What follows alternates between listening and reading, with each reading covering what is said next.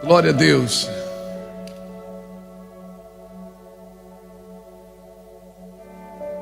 Tem mais pastor do que crente. Bênção, gente, bênção. Graças a Deus. Irmãos, nesses dias aqui nós somos muito ministrados. Muito ministrados. E como é o último dia dessa conferência, desse ano, 2025, nós temos 4 conferências aqui no Mevan, que nós consideramos 4 conferências apostólicas. Na realidade tem 6, né? Porque tem a Casa do Oleiro também e o retiro de pastoras, mulheres pastoras. Mas a primícia, que é a conferência dos primeiros dias do ano, que nós nos dedicamos a jejum e oração e a nos esvaziar de tudo, que é a convenção dos filhos, que é essa data, que é a escola de julho, a última semana de julho. Nós temos uma escola lá no Mevanced, a semana inteira, manhã e noite, free também, você não paga nada. E o nosso retiro de pastores em setembro, não é? Essas 4 conferências nós consideramos são 4 marcos, 4 ventos, 4 pontos que nós nos movemos há muitos anos, muitos anos. E todas elas, ela tem a sua identidade. A conferência dos filhos, o último dia, eu sempre gosto de falar, deixar uma palavra assim, pegar a tampa e botar na panela, né? Todo mundo falou muita coisa, todos nós falamos muita coisa, mas quem fez anotações sabe que se você ler as anotações que foram ditas, todos estão falando o mesmo caminho: arrependimento, quebrantamento, renúncia e vocação. E devoção, perdão. Arrependimento, quebrantamento, renúncia e devoção. E não tem como isso acontecer e você não atrair o fogo de Cristo. O fogo de Cristo, ele sempre destruirá aquilo que está destruindo você. Se você acender, se você fizer o altar, você não promove, você não produz o fogo, você atrai o fogo. O fogo arderá continuamente sobre o altar. Então, para ter fogo tem que ter altar. O seu trabalho é restaurar o altar do Senhor. Elias restaurou o altar do Senhor, mas ele não produziu fogo. O fogo ele pediu e Deus mandou. Nós não podemos ficar produzindo fogo, porque fogo produzido é fogo estranho. E fogo estranho vai queimar o que não precisa e vai deixar de queimar aquilo que é necessário. Então o fogo de Cristo, ele sempre destruirá aquilo que está destruindo você. Fala comigo: fogo de Cristo. Deus quer derramar fogo sobre a minha vida? Não, Deus não quer derramar fogo simplesmente. Deus quer que você pare de correr atrás do incêndio e você comece a incendiar. Que você pare de correr atrás de incêndio. Vou para lá porque lá tem avivamento, vou para cá porque aqui tem avivamento. Já até me sugeriram botar na entrada de Itajaí, cidade do avivamento. Não, irmão, eu não sou louco de fazer uma coisa dessa, porque, mas é profético. Não, assim, Deus não fechou monopólio com nenhuma cidade. Deus não fechou monopólio com nenhum ministério. Amém? Se uma pessoa sozinha, ela entrar num quarto, ela fazer um altar para o Senhor, o fogo de Deus virá sobre essa pessoa. A glória de Deus virá, e Deus só precisa de um incendiando. E se um atrair esse fogo, o fogo de Cristo vai te levar a viver intensamente no Espírito. Vai te renunciar, como foi dito aqui, vai te levar a renunciar facilidades.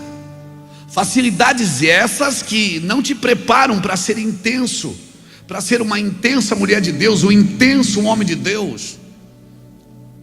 Intensidade, irmãos. Nós precisamos ser intensos. Você viu aqui passar nesse altar nesses dias homens, profetas, apóstolos, mestres, evangelistas, mas todos estavam incendiados com a glória de Deus. O fogo de Cristo, ele vai transformar as suas calmas horas em estudos profundos. Você vai querer mergulhar, você vai querer comer tudo que é de Cristo. Esses mergulhos profundos no coração de Deus através das Escrituras. Eles estão festejando que eles não sabem a luta que é. Daqui a pouco eles...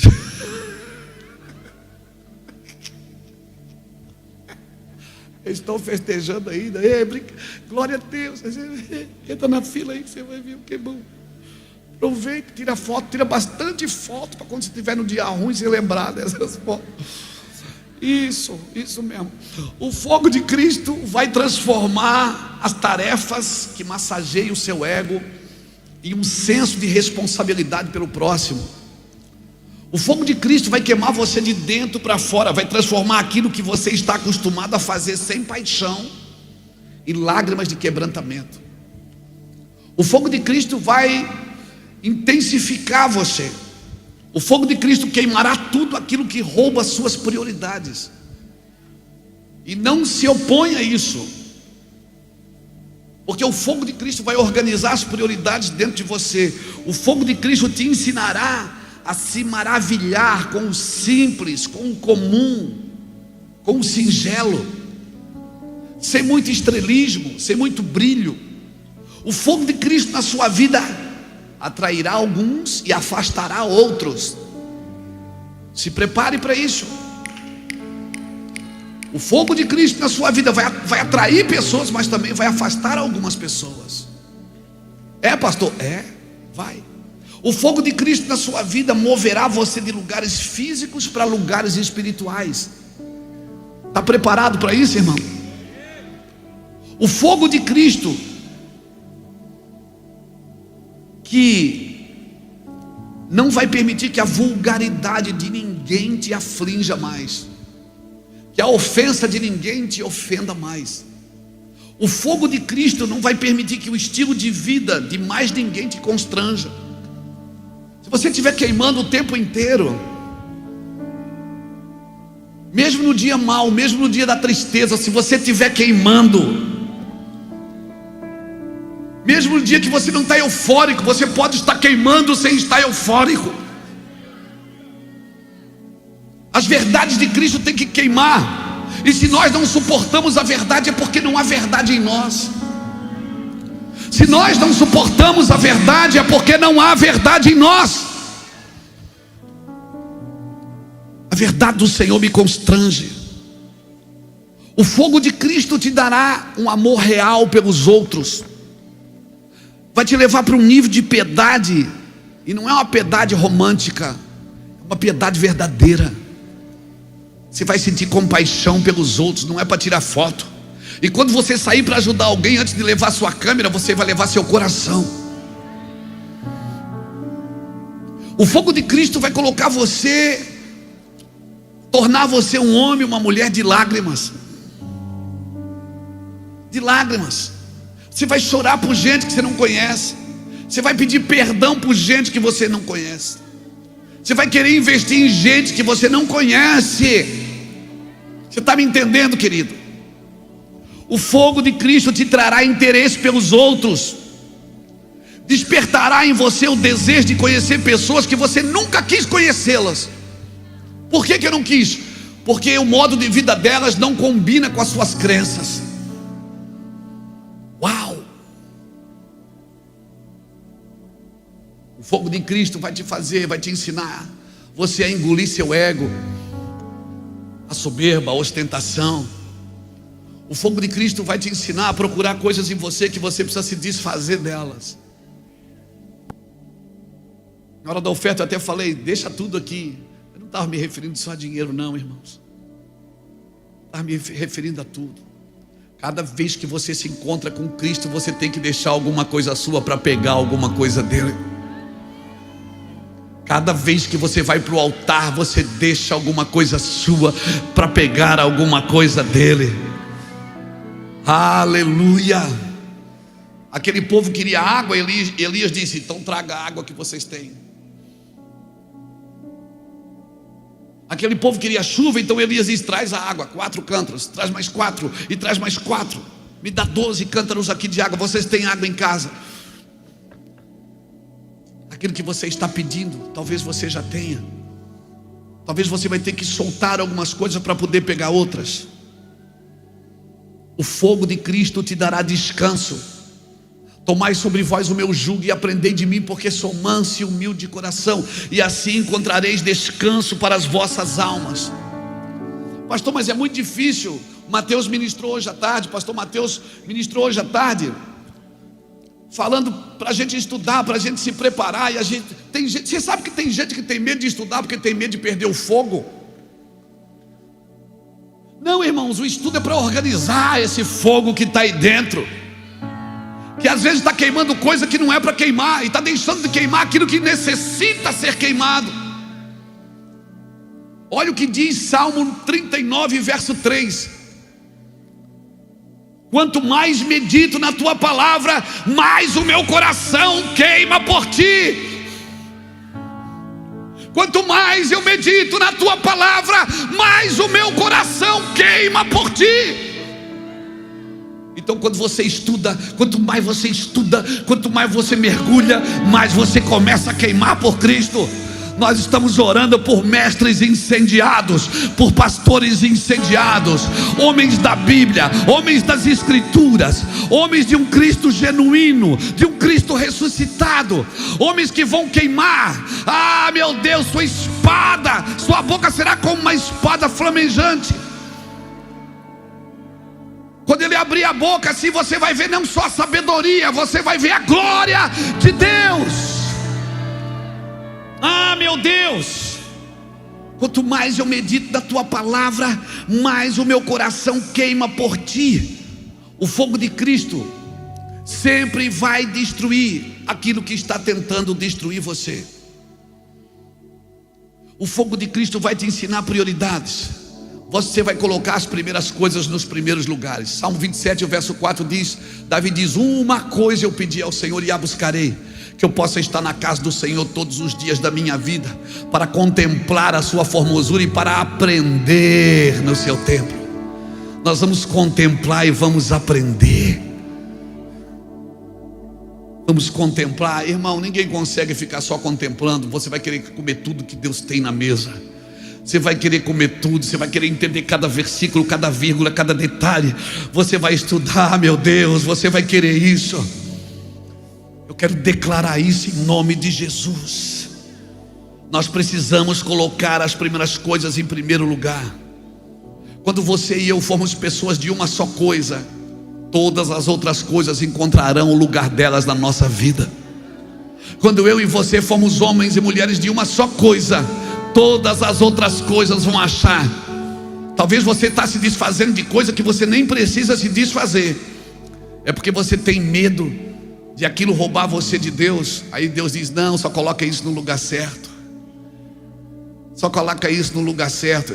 Eu torço para o meu time de futebol, eu tenho meu hobby, eu também, com a Iraci, também vou à academia. Não vou tanto que nem ela, mas eu vou.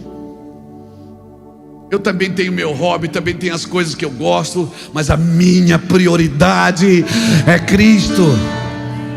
Eu não rasguei a camisa do meu time e disse: agora eu sou de Cristo, eu não quero mais saber. Não, Deus te colocou nessa terra para viver, para desfrutar. Mas Ele disse: não esquece, Luiz, que essa terra tem muitas opções para você, mas se você andar no lugar de muitas opções sem entender o que é prioridade, as muitas opções vão te roubar de mim. Mas se você entender o que é prioridade, você vai desfrutar das todas as opções que eu te colocar nas mãos. Todas as opções que eu te der, você vai desfrutar delas sem me perder de vista. Diga comigo uma coisa só é necessária: escolha a melhor parte. Marta, tua comida é muito boa. Marta, o teu serviço é muito bom. Tua casa é muito limpa. Marta, você cozinha bem, Marta. Mas agora, Marta, Maria escolheu a melhor parte. Senta aqui e aprende. Senta aqui e aprende. Escolha a melhor parte. Quando formos pessoas de uma só coisa, as outras coisas acharão o lugar delas na nossa vida. Nós precisamos de uma mudança de atividade? Não. Nós precisamos de uma mudança de prioridade.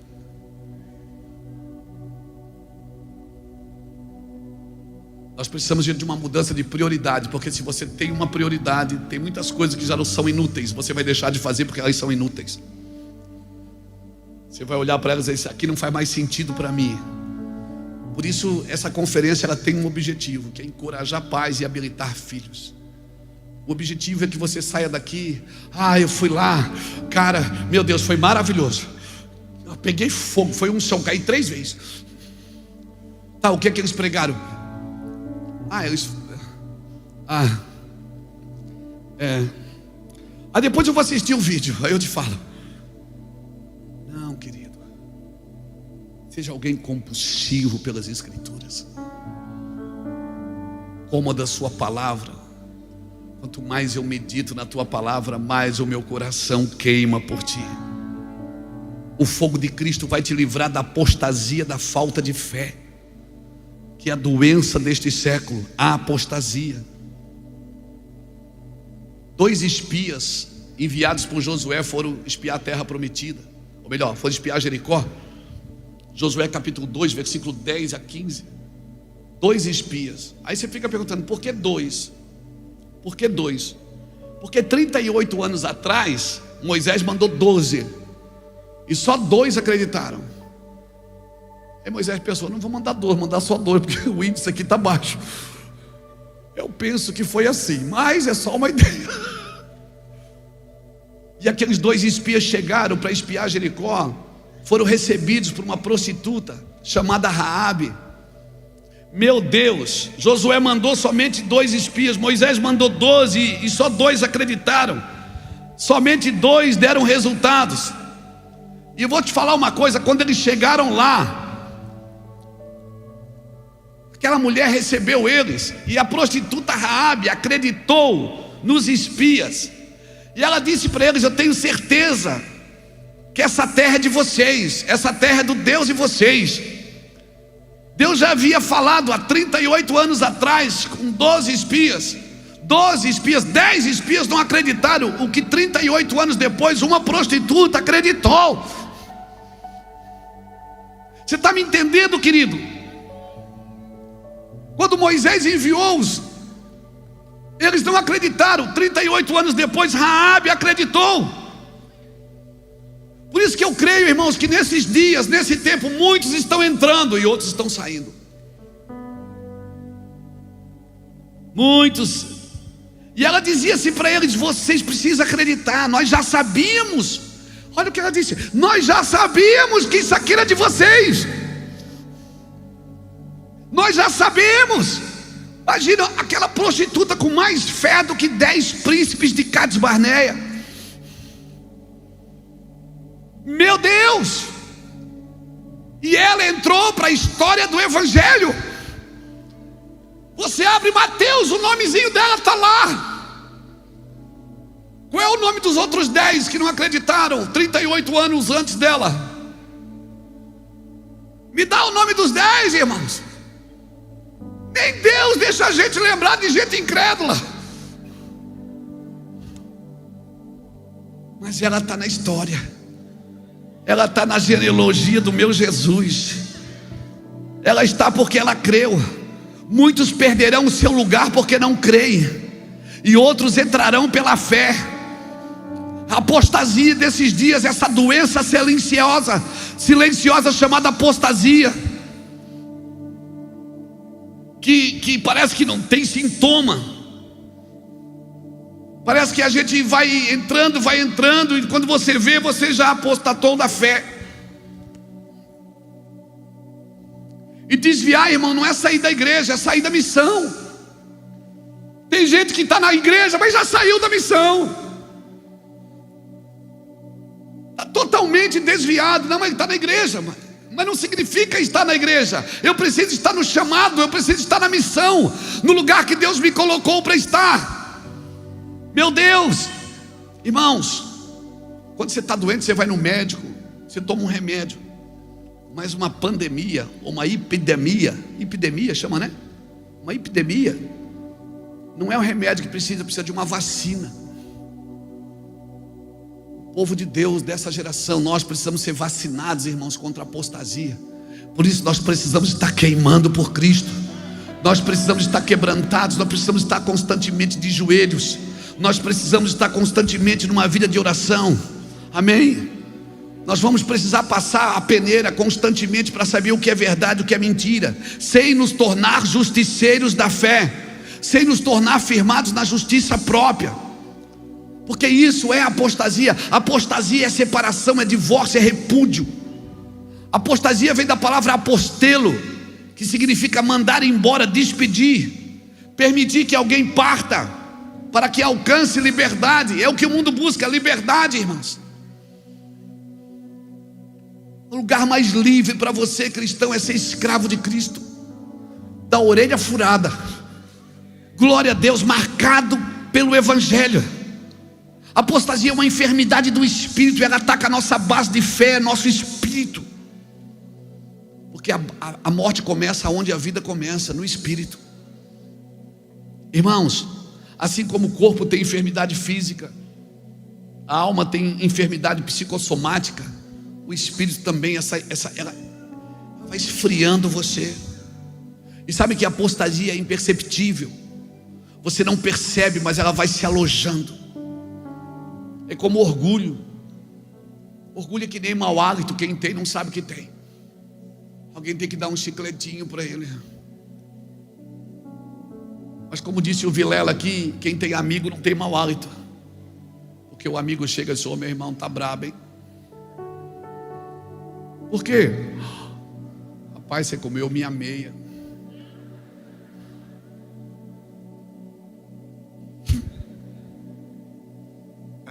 E o único que pode libertar você da apostasia é o Espírito Santo de Deus. O único que pode tirar você do lugar de apostasia é o Espírito Santo de Deus, irmãos. Por isso nós precisamos estar constantemente. Nós que estamos no altar, nós músicos. Eu toco 2 instrumentos, sino e campainha. Nós que estamos no altar ministrando, nós temos que estar queimando, irmãos. Como eu disse, você não precisa estar na euforia todo dia, mas você precisa estar queimando. O fogo de Deus precisa queimar você. Para entrarmos na missão de Deus, talvez eu vou precisar sair da minha missão. Esses dias são dias de ouvir o que é importante e falar o que é necessário. Tem coisas que não precisa falar, elas estão vindo, elas vão entrar, elas vão acontecer. Apostasia é uma enfermidade do espírito. Se eu fosse deixar para você, para botar tampa, para fechar, abra sua Bíblia comigo, 2 Timóteo capítulo 4.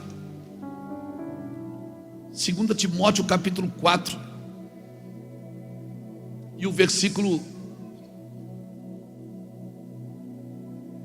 2 Timóteo 4, versículo 1 diz assim: conjuro-te perante Deus e Cristo Jesus, que há de julgar vivos e mortos pela sua manifestação e pelo seu reino, prega a palavra. Isto quer seja oportuno, quer não seja, ou seja, quer em tempo e fora de tempo.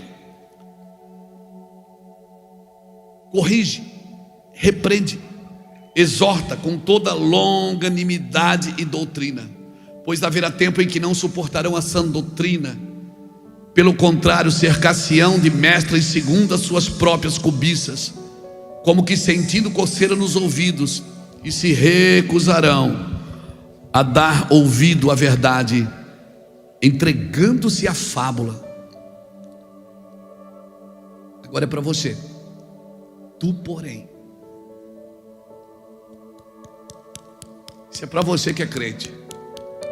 Tu, porém, ser sóbrio em todas as coisas, suporta as aflições, faz o trabalho de um evangelista, cumpre cabalmente o teu ministério. Meu Deus, que palavra é essa, Jesus? Haverá um tempo, o Senhor está dizendo, em que não suportarão a sã doutrina. Meu Deus. Por isso não estão se entregando a fábulas, irmãos. As verdades que foram ditas aqui pelos nossos irmãos, pelos filhos dessa casa, as verdades que foram ditas aqui, às vezes elas ferem a gente. Às vezes a gente ouve algumas palavras e parece que esse cara, isso não é para mim. Isso é para você, que está sentado aqui do meu lado. Porque isso é apostasia, apostelo. É mandar embora, é despedir. E a pregação do evangelho vivo, ela tem o objetivo de tirar você desse lugar, irmãos. Desse lugar que a gente vai sossegando na fé. A gente vai perdendo a fé de vista. E eu queria deixar essa palavra para você, para encerrar essa conferência. Eu queria trazer algumas coisas para você identificar a apostasia no seu meio. Pastor, eu estou na igreja tal, estou na cidade tal, estou na empresa tal. Como é que eu identifico a apostasia? Eu queria dar alguns sinais, tem muitos outros, mas pelo menos alguns. Um sinalizador de apostasia para mim é a ira de Deus. Quando Deus está irado, o capítulo e os versículos que nós lemos aqui desde o primeiro dia dessa conferência foi: quando eu cerrar os céus e não haver chuva, e certamente não vai haver colheita, e quando eu enviar o gafanhoto para consumir o produto da terra, e quando eu enviar peste no meio do meu povo, Deus está dizendo: eu vou fazer isso se vocês saírem do propósito, se vocês saírem do trilho. Mas se o meu povo, que se chama pelo meu nome, se humilhar e orar, buscar a minha face, se converter dos seus maus caminhos, eu ouvirei do céu, sararei essa terra. Deus está dizendo: eu vou provocar você, mas primeiro você tem que reconhecer que isso tudo está acontecendo porque você saiu do propósito. Você está me entendendo, irmãos?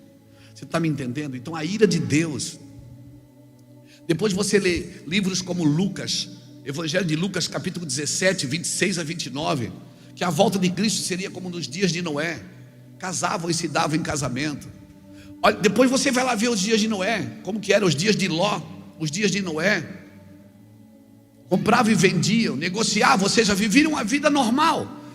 E de repente veio um fogo, enxofre do céu e consumiu aquela terra. Depois, se a Bíblia está dizendo que será como nos dias de Noé, o que é que eu tenho que estudar? Os dias de Noé. E como estavam os dias de Noé? Os dias de Noé, depois você lê Gênesis capítulo 6, versículo de 5 a 8. A Bíblia diz que Deus estava arrependido de ter feito o homem. Deus disse: destruirei o homem que criei, porque a sua maldade se multiplicou sobre a terra. Vou destruir ele, vou destruir tudo, vou acabar com tudo.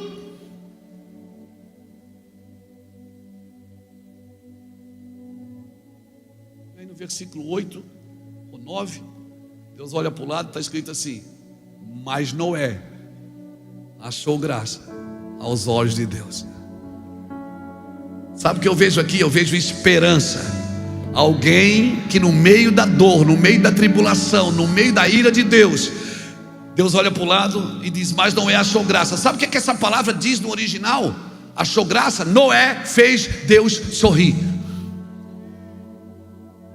Noé alegrou o coração de Deus. E o pior, porque agora Deus já tinha liberado uma sentença: eu vou destruir a terra que criei, vou destruir, vou fazer, vou acabar com tudo, não quero mais, não brinco mais, acabou. Mas ele olha para o lado, Noé está lá. Uau.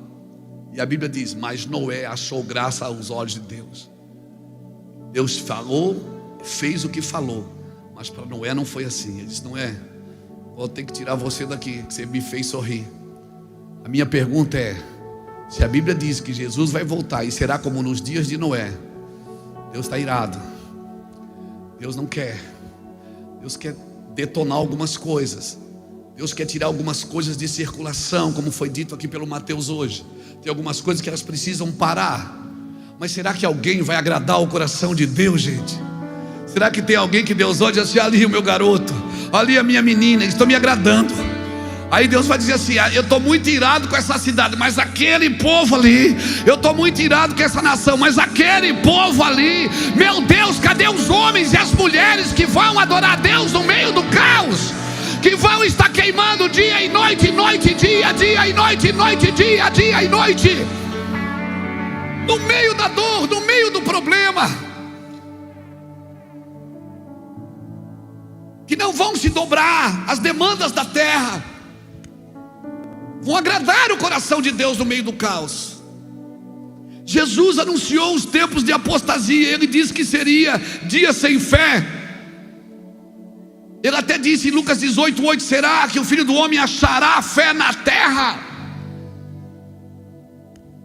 Ele está dizendo que seria como nos mesmos dias que ele chegou em Jerusalém. Os religiosos dentro do templo, sem entender sua vinda. E se Deus está dizendo, sua palavra está dizendo que vai acontecer, então vai acontecer. Eu só preciso verificar sempre se isso não me contaminou. Por isso eu preciso desses exames preventivos. Buscar Cristo, a sua presença, irmãos. A presença de Deus não maquia o engano, não maqueia o engano, não maqueia a mentira. A presença de Deus não maqueia.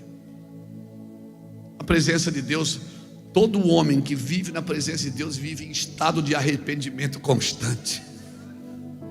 Toda mulher que vive na presença de Deus vive em estado de arrependimento constante. Se arrepende quando olha, se arrepende quando fala, se arrepende quando pensa, se arrepende quando diz, se arrepende. Oh meu Deus, está todo dia fazendo um reset na sua vida, zerando o cronômetro e dizendo: Deus, vê se há em mim algum mal, sonda-me e me conhece, examina e conhece o meu coração. Para onde eu me irei do teu espírito? Para onde eu me esconderei da tua face? Se eu subir aos céus, tu estás lá. Se eu descer às profundezas do abismo, lá tu estás. Nem as trevas são escuras demais para ti, porque as trevas e a luz para ti são a mesma coisa. Oh meu Deus. Eu conheço uma pastora lá do Rio de Janeiro, lá do morro, que ela estava numa balada. Ela contou para mim, para ir assim, ela estava numa balada, e um cara na balada com ela começou a pregar para ela. E ele disse: ó, você tem que converter.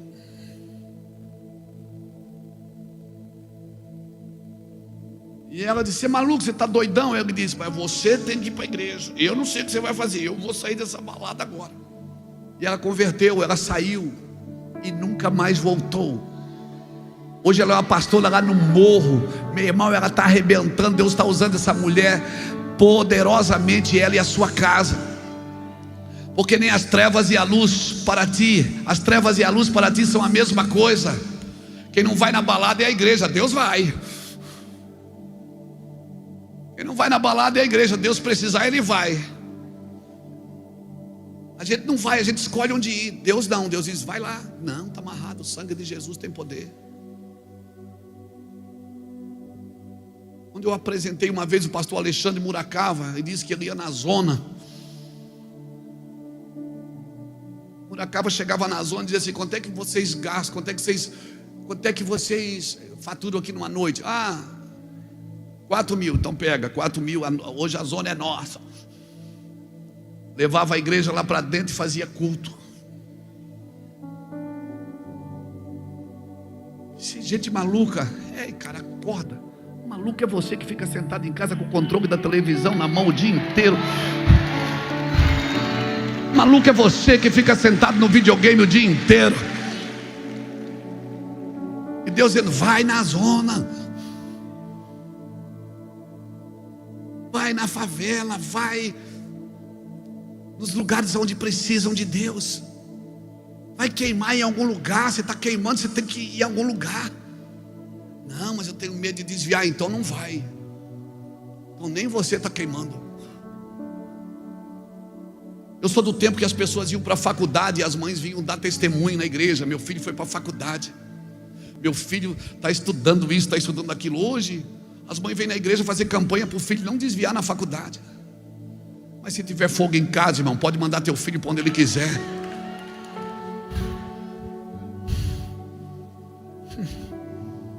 Meu filho joga futebol, anda nas concentrações da vida aí.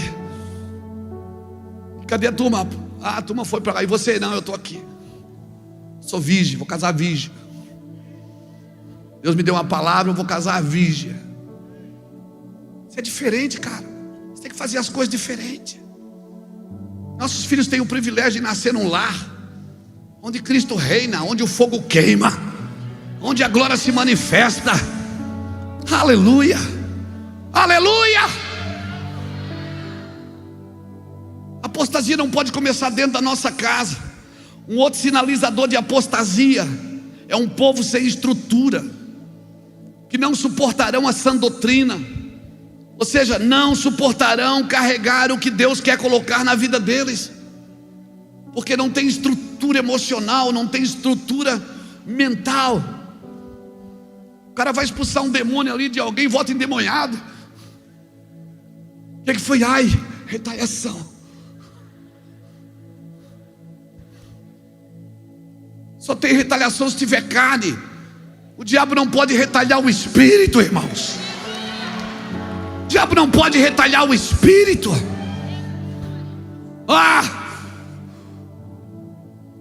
Isso é apostasia. É um povo que se mete a fazer coisa que não tem estrutura para fazer. Não ora, quer orar. Não busca, quer que os outros busquem. Não investe, quer que os outros investem.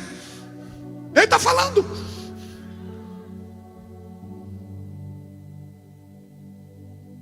O que foi, doutor? Retaliação. Odeio essa palavra, irmão. Isso não é retaliação não, irmão, é colisão. Jesus está indo expulsar um demônio lá de um cara que dorme no cemitério. Sabe como é que ele vai para lá? Dormindo. O diabo já quis derrubar o barco, já quis afundar o barco no caminho. Sabe onde é que ele estava? Dormindo. Deus dá aos seus enquanto dorme. E todo mundo atribulado, todo mundo na confusão. Ai meu Deus, e agora? E agora? E agora? Quem é que venceu aquela tempestade? Quem estava em confusão ou quem estava dormindo? Quem parou a tempestade? É quem estava na confusão por causa dela ou quem estava dormindo no meio dela? Deus te dá autoridade quando você aprende a dormir na tempestade. Você vai vencer toda a tempestade que você aprendeu a descansar nela. Sai dessa apostasia confusa, desse lugar confuso, irmãos. Quando ele chegou lá, o diabo já estava vencido. Ele veio e se prostrou diante dele. Uma vez nós fomos chamados, nós estávamos em um programa de rádio chamado Nós para expulsar um demônio. Aí eu fui. Quando eu entrei, pisei no cercado, o diabo gritou lá de dentro: eu te odeio. Eu digo: é dois. Eu também te odeio. Com uma faca na mão dentro de casa. Não entra aqui que eu te furo. Eu disse: me dá essa faca aqui. Obedeça, eu mando em você. Obedece aqui, daqui.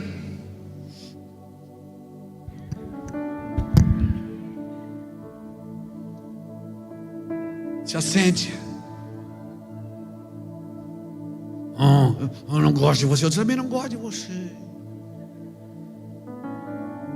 Também te odeio. A gente está entrando em lugares, irmãos. Tem gente entrando em lugares com medo. Entrando em lugares, essa terra não é do diabo. Ele deu aos filhos dos homens. Essa terra é minha. Essa terra aqui é minha. Quem vai sair daqui é tu, Satanás. Quem vai deixar esse lugar é tu, diabo. Não, irmãos, apostasia. Por um povo que não suporta a presença de Deus porque não tem estrutura. Não foram preparados para carregar um peso de glória. Não são preparados, são preparados só para receber bênção. Quem vem buscar a sua vitória? Todo mundo levanta a mão. Quem vem buscar a sua bênção? Quantos têm estrutura? Não tem. Irmãos, não tem. São preparados só para receber bênção, mas não suportam a verdade. Não suportam a cruz. O mínimo que carrega é a Bíblia. O mínimo que carrega é a Bíblia. Se não suportam a verdade, como viverão em verdade? Como propagarão a verdade? O terceiro sinalizador de apostasia para mim é ouvir o que me agrada. É ouvir o que me agrada. Sentirão coceira nos ouvidos. Sentirão coceira nos ouvidos. Um pastor, quando ele soltava a ovelha no pasto, ele passava óleo na cabeça dela para ela poder pastar, para as moscas não ficarem azucrinando a vida dela. O Deus da mosca é Beuzebu. Ovelha ungida não ouve mosca, irmão. Ovelha ungida, se ela está firmada na verdade, quando alguém vem com alguma pitada de engano, ela diz: epa, pare aí, aleluia, amém, irmãos.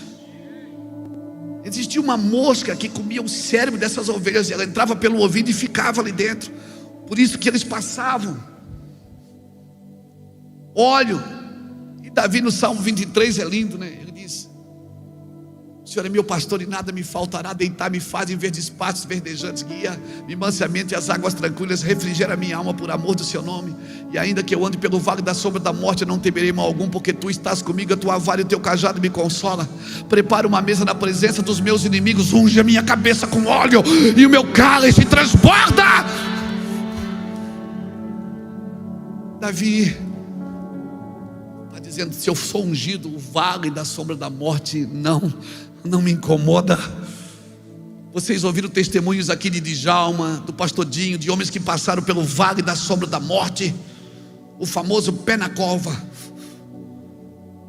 estavam aqui falando, ministrando. Porque se você é um homem ungido, uma mulher ungida, a morte não te assusta. Porque quem está vivo nunca morrerá. Amém? Para mim, outro sinalizador de apostasia, e esse é brabo e pesado. Se arruma na cadeira, se arruma. Isso, aperta o cinto. Isso, porque esse é brabo. Para mim, um dos sinalizadores de apostasia é isso que eu vou te falar: gurus particulares. Pessoas que têm gurus particulares estão em apostasia. Vão procurar pregadores, vão se cercar de mestres segundo as suas próprias cobiças. Vão estar atrás de gurus particulares e, se precisar, pagam para ouvir aquilo que querem. E se tem gente comprando, é porque tem gente vendendo. Mas o meu Jesus vai expulsar os compradores e os vendedores.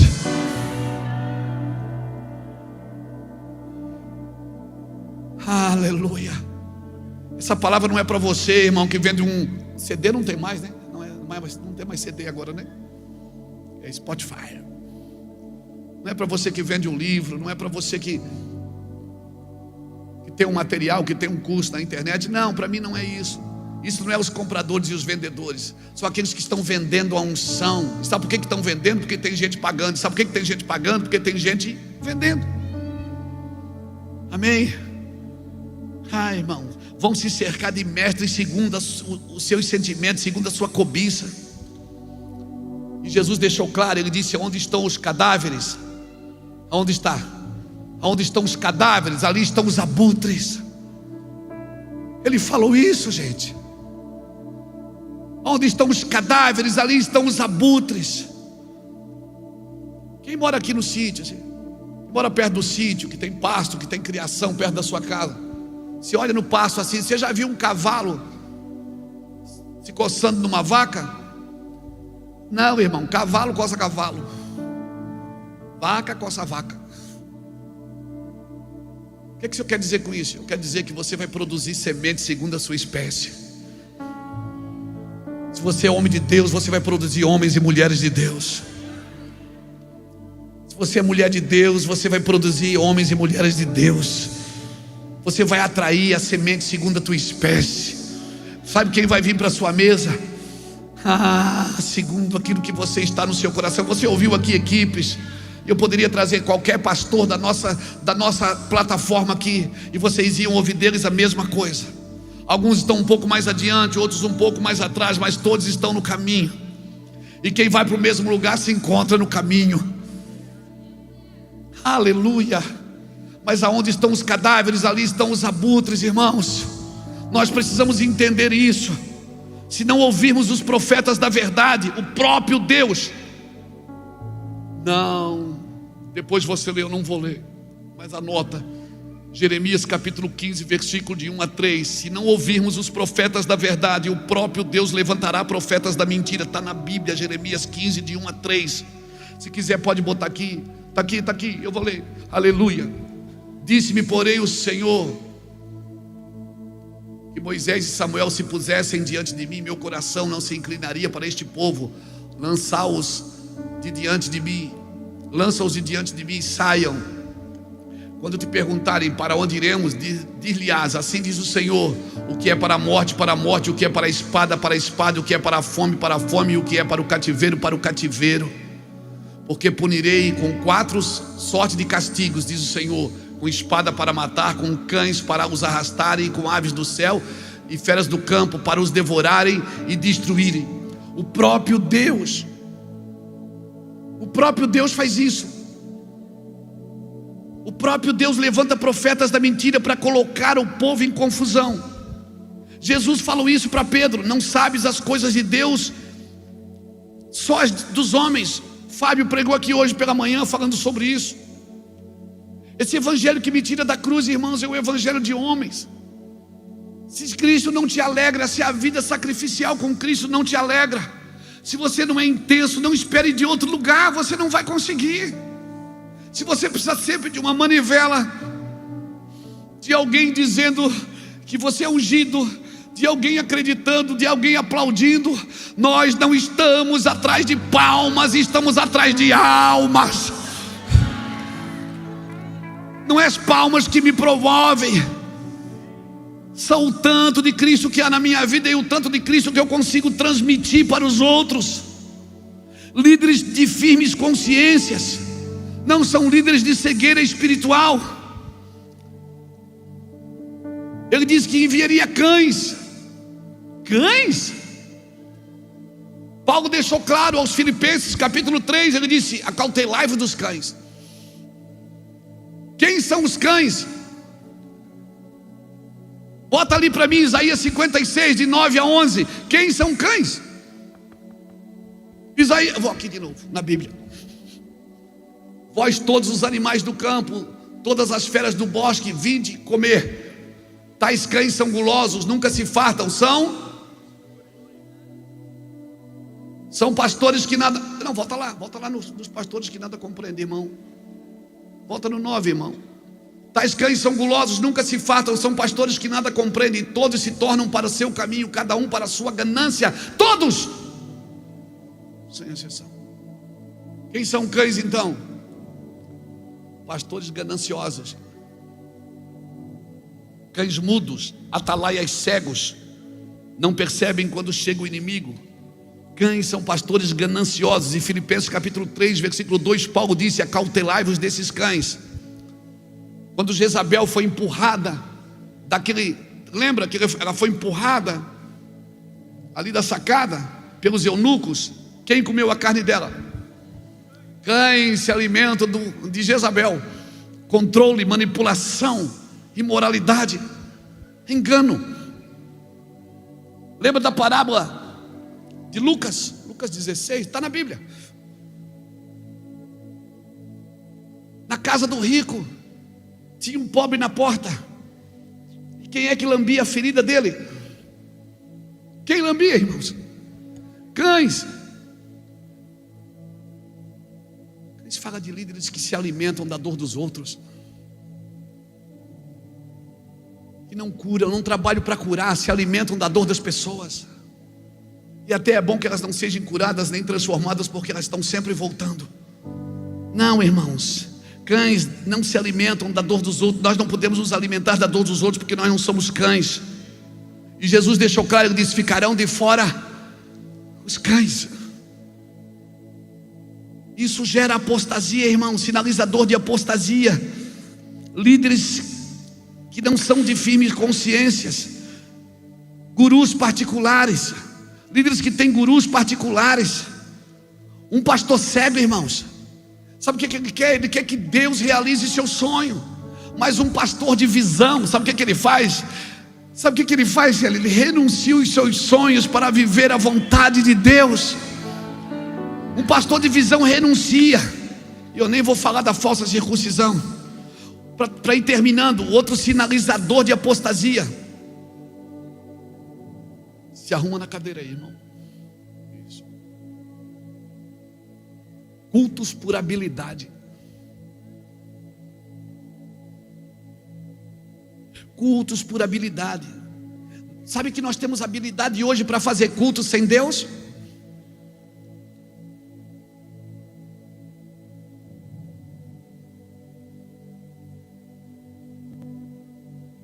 Você sabia?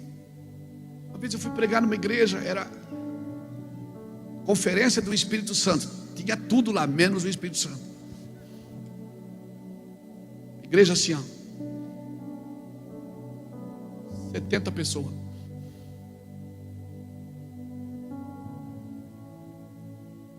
Eu digo: o que eu vou falar na conferência do Espírito Santo? O Senhor diz: fala do Espírito Santo. Eu disse: mas eles não acreditam como nós acreditamos no Espírito Santo. Para ele o Espírito Santo é um nuance, é um arrepio, é um calafrio. Não é uma pessoa que eu converso e ele responde. Não é uma pessoa que me chama no meio da noite pelo nome. Oh, meu Deus. E aquela época nós tínhamos uma banda, e a gente tinha feito uma música chamada Deus Grandão. E o refrão da música dizia assim, ó, Deus grandão, grandão, grandão, mas cabe no meu coração. E aí os meninos tudo animados com a música, né? Pastor, vamos cantar Deus grandão. Eu disse, Deus me livre, cantar Deus grandão aqui. Nós vamos ser expulsos. Não, irmão, canta mais perto, eu quero estar. Canta música de velório. E aí, o pastor me chamou e disse assim, ó, a gente vai até tal hora, você consegue falar em 40 minutos? Eu disse, consigo, pastor. Porque tem não sei o que, todo mundo. Cantou todo mundo falou, apresentou todo mundo. Depois, meus 40 minutos. Eu disse, o que eu vou falar do Espírito Santo? Mas como é que você vai pregar sobre o Espírito Santo, sem sentir o Espírito Santo, sem saber que ele... Meu Deus! E eu comecei a andar de um lado para o outro com o microfone, dizendo, Ele está aqui. Ele está aqui agora. E ficava olhando assim, ó. Quem está aqui? Eu disse, Ele está aqui. Ele veio. E Ele veio por causa de você. De repente, irmão, eu tirei o microfone da boca e disse, Espírito Santo tem que vir aqui agora me ajudar. Eu não quero cair no culto da habilidade. Eu não quero cair na habilidade. Eu não quero desviar para habilidades. Se o senhor não vir, está tudo certo. Eu fecho a Bíblia e vou embora. De repente, irmão, uma mão aqui na frente começou. Oh glória, quando uma mão levanta, irmão. Meu Deus, sua dor. E tinha um homem sentado na primeira fila, o queixo dele começou a tremer. E ele queria parar, e botou a mão, e a mão falou assim, eu fui dando uma animada. Eu disse, Ele está chegando. Ele está chegando aqui agora. Ah, irmão, uma senhorinha de coquezinha levantou e começou. Meu Deus, irmão. Eu olhei para trás e disse, Deus grandão neles. Toca Deus grandão agora. E eles começaram, Deus grandão. Irmão, aquele pastor que me deu 40 minutos, já tinha passado 1h40. Ele estava debaixo das cadeiras nadando. E ele dizia, tem fogo, tem fogo, tem fogo aqui. Tem fogo de Deus aqui. Tem glória de Deus aqui nesse lugar. Aleluia. Eu não me envergonho do Evangelho, porque é poder de Deus. É poder de Deus.